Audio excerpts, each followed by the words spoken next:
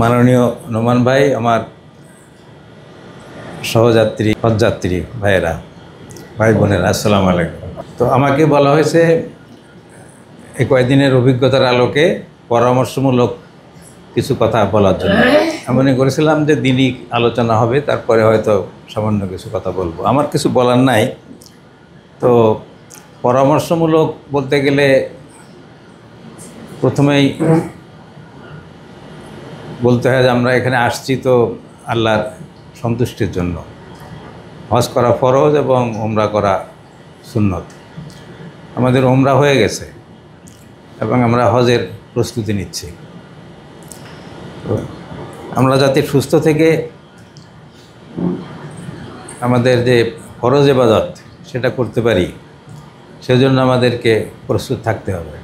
আমি যখন ইউনিভার্সিটিতে পড়ি তখন আমার নামে ইমাম সাহেবের কাছে একটা কমপ্লেন দিল যে আলমগীর ভাই কি যেন টুপি মাথায় দেয় নাই বা শার্ট গায়ে দিয়েছে, এরকম একটা কিছু। তখন ইমাম সাহেব বললেন যে ফরজ, ওয়াজিব, সুন্নত, নফল এগুলো সব আলাদা আলাদা, একটাকে আর একটার সঙ্গে মেশানো যাবে না। যদি একটাকে আর একটা জায়গায় নিয়ে আসেন সেটা হচ্ছে জুলুম। কেউ যদি নফলকে ফরজের জায়গায় নিয়ে আসে বা সুন্নতকে ফরজের জায়গায় নিয়ে আসে বা কোনোটা বাদ দেয় বা বলে যে এটা গুরুত্ব নাই, যাই হোক না কেন, যেটা যেখানে আছে সেটা সেখানে রাখতে হবে, তা না হলে সেটা হবে জুলুম। কারণ আমরা প্রথমে এসেই উমরা শেষ করে ফেলেছি, এখন আমাদের মেইন টার্গেট হচ্ছে হজ। এই জন্য নোমান ভাই প্রথমেই বলে দিয়েছেন এখানে আমরা বেশি ইবাদত করতে যেয়ে আমাদের আসল ফরজ ইবাদত যেটা হজ, সেটা যেন আমাদের কোনো রকম ত্রুটি না হয়।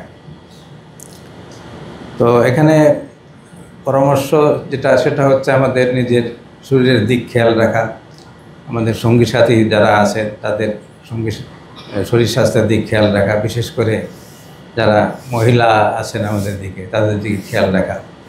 এখানে একটা ব্যাপার হচ্ছে যে আমাদের রুমের এসিগুলো তিনটা মোড আছে, একটা ফ্যান মোড, একটা লো আর একটা হাই।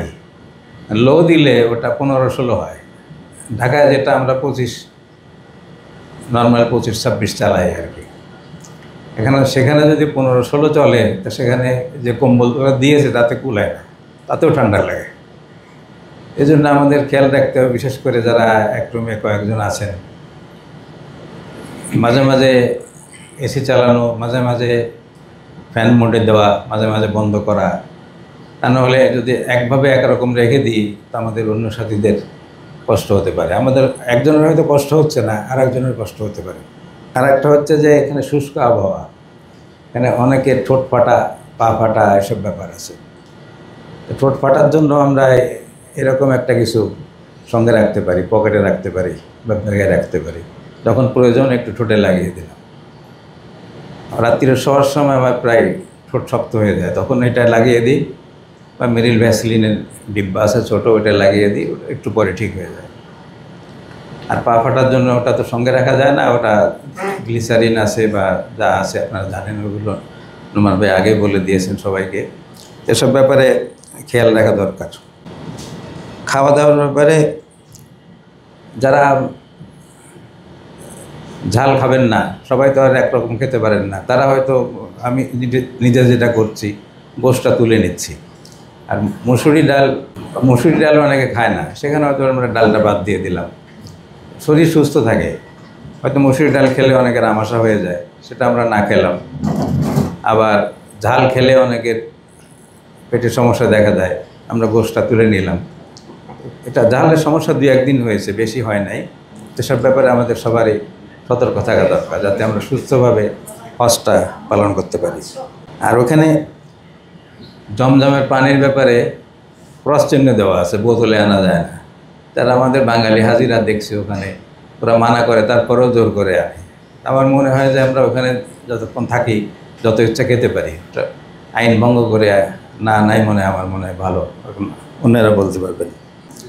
নামাজের রক্ত নিয়েও অনেকের মধ্যে একটা দ্বিধা সংকট ছিল, ওটা হয়তো কেটে গেছে। এটা মাযহাবের ব্যাপার, হানাফি মাযহাবে একটা, এখানে অন্য মাযহাব চলছে, এদের নামাজের রক্ত আলাদা। সেই অনুযায়ী আমাদের আমল করতে হবে। অন্য মাযহাবের লোকরা যখন ইমাম আবু হানিফার ওখানে আসছেন তখন আবু হানিফার মাযহাব অনুসরণ করছেন। এই জন্য আমরা যখন যেখানে যাব সেই মাযহাবটা অনুসরণ করতে হবে আর কি। এ ব্যাপারে কোনো দ্বিধা রাখার কোনো দরকার নেই। আমার এই সংক্ষিপ্ত কথা বলে আপনাদের সকলকে ধন্যবাদ দিয়ে শেষ করলাম। আমাদের হুজুর এসে গেছেন, উনি হয়তো আপনাদের কিছু দিনী কথাবার্তা বলবেন। আমি দিনী ব্যাপারে অভিজ্ঞ না, মওলানাও না, আলেমও না, তো আলেমদের সঙ্গে চলাফেরা করি। আপনাদের দোয়া প্রার্থী। আসসালামু আলাইকুম। আলহামদুলিল্লাহ, আমরা ডক্টর খন্দকার আলমগীর ভাইয়ের কাছ থেকে কিছু পরামর্শ শুনলাম। তিনি দুইটা ব্যাপারে কথা বলেছেন যে বিষয়ে একটু কথা বলা জরুরি, সেটা হচ্ছে জমজমের পানি আনার ব্যাপারে। আপনার ওই ক্যান থেকে আনার ব্যাপারে নিষেধাজ্ঞা আছে, কিন্তু বাইরে অনেকে দেখবেন যে ওয়ালের সাথে টেপ লাগানো আছে, ওখান থেকে আনা যায়।